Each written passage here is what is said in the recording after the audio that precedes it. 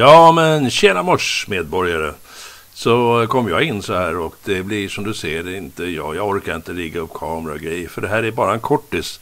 Jag ville bara ge några sekunders lite introduktion till det här innan filmklippet kommer, som jag hittade bara häromdagen och som jag tycker jag ville delge dig och översätta så att du verkligen kunde få ta till det vad det är för någonting som de håller på med där ute i the big world.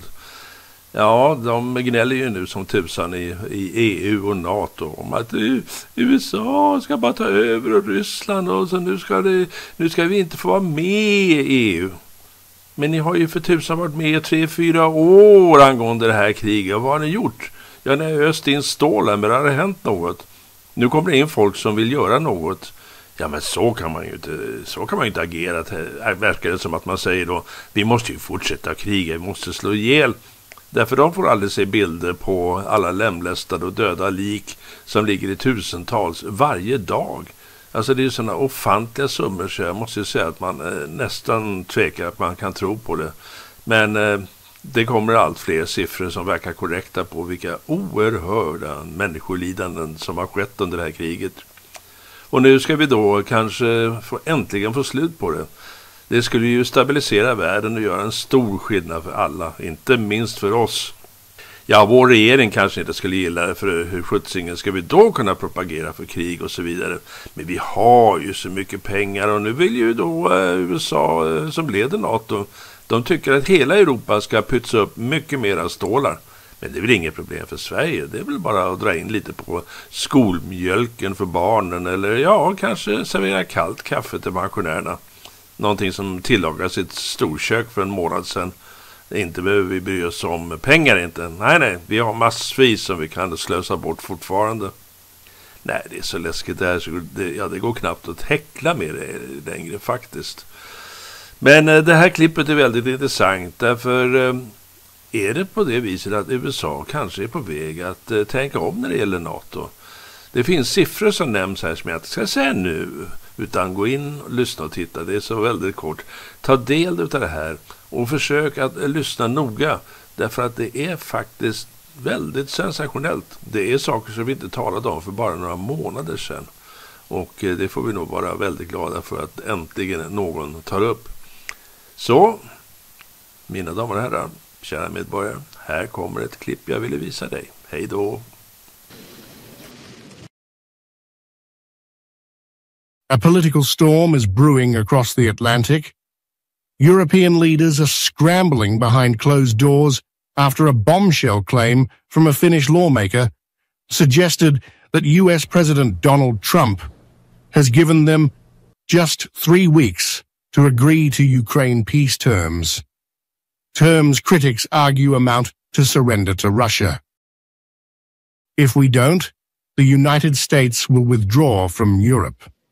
Mika Aaltola, a Finnish MEP from the European People's Party, reportedly warned in a post on X. Aaltola provided no evidence for the claim, but the statement has sent shockwaves through NATO capitals.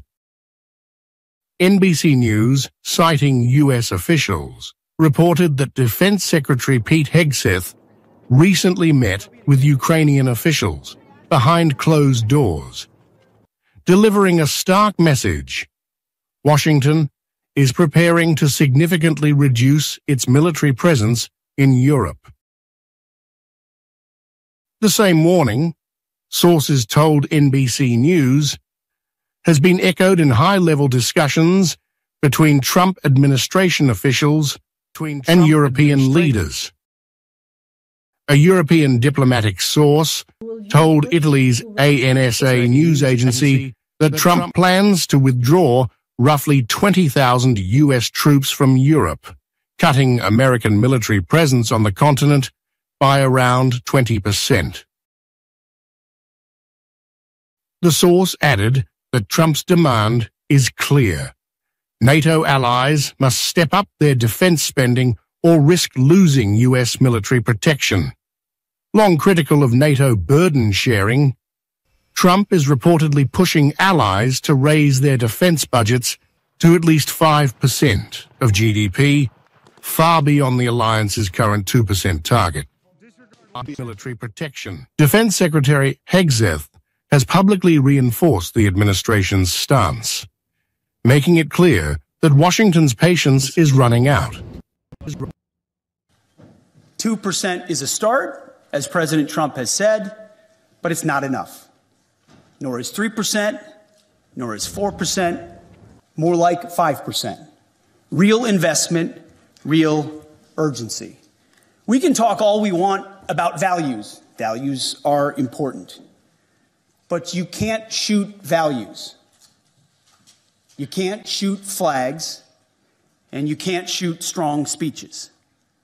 There is no replacement for hard power.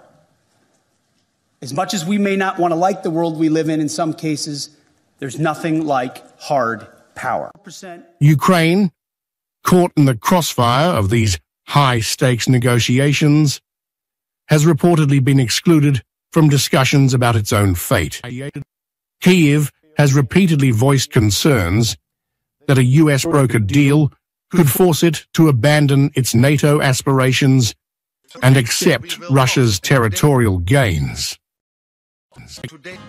Ukrainian officials have so far refrained from commenting directly on the alleged ultimatum, but insist that any peace deal must respect Ukraine's sovereignty and territorial integrity. For now, Europe is on edge. If Trump's ultimatum holds, EU leaders face an impossible dilemma: accept terms that could mean Ukraine's capitulation, or risk losing the US military support that has underpinned European security for decades. With the 3-week deadline looming, NATO's unity and Ukraine's future hangs in the balance.